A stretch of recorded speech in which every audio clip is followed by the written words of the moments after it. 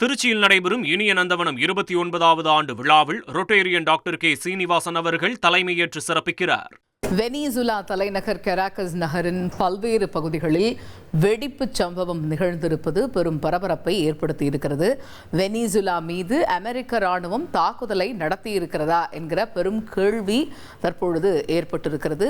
இந்த சம்பவம் அப்பகுதியில் பெரும் பரபரப்பை ஏற்படுத்தியிருக்கிறது. அந்த காட்சிகளை நம்மால் பார்க்க முடியுது. பதற வைக்கக்கூடிய காட்சிகளாக அது இருக்குது. பல்வேறு பகுதிகளில் இந்த சம்பவம், வெடிப்பு சம்பவம் இருந்திருக்கு. வெனிசுலா இராணுவ தளத்திற்கு அருகிலேயே மின்சாரம் துண்டிக்கப்பட்டிருக்கிறது.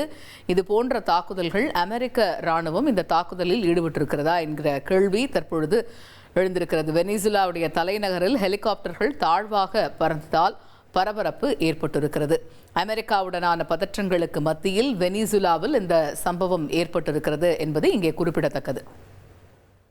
கூடுதல் விவரங்களை எமது செய்தியாளர் வினோதினி விவரிக்க கேட்போம். வினோதினி, இப்போ அமெரிக்காவுடனான பதற்றங்களுக்கு மத்தியில் வெனிசுலால பல்வேறு பகுதிகளில் இது போன்ற வெடிப்பு சம்பவம் இருக்கு. ஒரு பக்கம் அமெரிக்க ராணுவம் இந்த தாக்குதலில் இறங்கி இருக்குதாங்கிற பெரிய கேள்வி எழுகிறது. இது பற்றிய முதற்கட்ட தகவல்கள் என்ன? வணக்கம். பெரும் பதற்றத்திற்கு மத்தியில் தங்கள் நாட்டின் மீது அமெரிக்கா தாக்குதல் நடத்தியுள்ளதாக வெனிசுலா குற்றம் சாட்டியுள்ளது. வெனிசுலா நாட்டின் தலைநகரான கராகஸில் பல இடங்களில் இது போன்ற வெடி சத்தங்கள் கேட்டன. மேலும் நகரின் தெற்கு பகுதியில் ஒரு பெரிய ராணுவ தளத்திற்கு அருகில் மின்சாரமும் துண்டிக்கப்பட்டுள்ளது உறுதியாகியுள்ளது. தலைநகரின் பல பகுதிகளில் ஆங்காங்கே ஏதோ வெடித்து சிதறி கரும்புகை சூழும் காட்சிகள், பதற வைக்கும் காட்சிகள் வெளியாகியுள்ளன.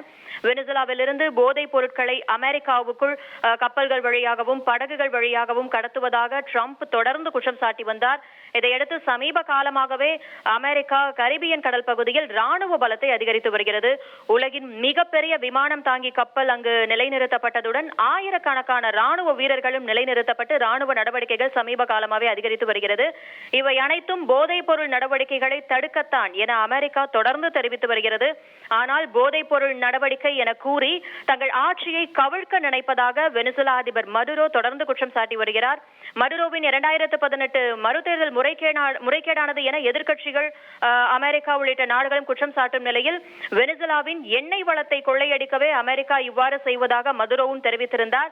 இதற்கிடையில் வெனிசுலா வான்வெளி மூடப்பட்டதாக கருதப்பட வேண்டும் என்று இடையில் கூட ட்ரம்ப் எச்சரிக்கை விடுத்திருந்தார். வெனிசுலா அதிபர் நிக்கோலஸ் மடுரோவை பதவி விலகுமாறு அழுத்தம் கொடுக்கும் முயற்சிகளுக்கு மத்தியில் அமெரிக்க அதிபர் ட்ரம்ப் வெனிசுலாவில் அமெரிக்க படைகள் ராணுவ நடவடிக்கைகளை மேற்கொள்ளும் என பலமுறை எச்சரித்திருந்தார். இந்த சூழலில் வெனிசுலாவில் ஹெலிகாப்டர்கள் தாழ்வாக பறந்ததுடன் ஆங்காங்கே வெடிப்பு சத்தங்களும் புகையும் தீப்பிழம்புகளும் எழுந்தன. வெனிசுலாவில் ராணுவ தளங்கள் வான்வழி தாக்குதல்களை நடத்த ட்ரம்ப் உத்தரவிட்டுள்ளதாக அமெரிக்க அதிகாரிகள் தெரிவிப்பதாக மேற்கத்திய ஊடகங்கள் தகவல் தெரிவிக்கின்றன. இந்த சூழலில் வெனிசுலாவுக்கு எதிராக அமெரிக்கா மிக கடுமையாக ராணுவ நடவடிக்கையை மேற்கொண்டுள்ளதாக வெனிசுலா கண்டித்துள்ளது. அதே சமயம் வெனிசுலா அதிபர் தேசிய அவசர நிலையை அறிவித்துள்ளார். மேலும் இந்த தாக்குதல்களை அமெரிக்கா தனது நாட்டின் எண்ணெய் மற்றும் கனிமங்களை அபகரிக்க மேற்கொண்ட முயற்சி என்றும் கூட கண்டித்துள்ளார். இதற்கிடையில் வெனிசுலா தாக்கப்படுகிறது, கராகஸ் நகர் மீது குண்டு வீசுகிறார்கள் என்று கொலம்பிய அதிபர் கூட எக்ஸ் தளத்தில் பதிவிட்டிருந்தார். ஐநா உடனடியாக இந்த விவகாரத்தில் தலையிட வேண்டும் என்றும் கூட வேண்டுகோள் விடுத்திருந்தார். ஹவெவர் பென்டகனும் சரி, அமெரிக்க பாதுகாப்பு தலைமையகமான பென்டகனும் சரி, வெள்ளை மாளிகையும் சரி இந்த தகவலை இன்னும் உறுதிப்படுத்தவில்லை. தற்பொழுதைய விரிவான விவரங்களை வழங்கியமைக்கு நன்றி வினோதினி. திருச்சியில் நடைபெறும் இனிய நந்தவனம் 29வது ஆண்டு விழாவில் ரொட்டேரியன் டாக்டர் கே சீனிவாசன் அவர்கள் தலைமையேற்று சிறப்பிக்கிறார்.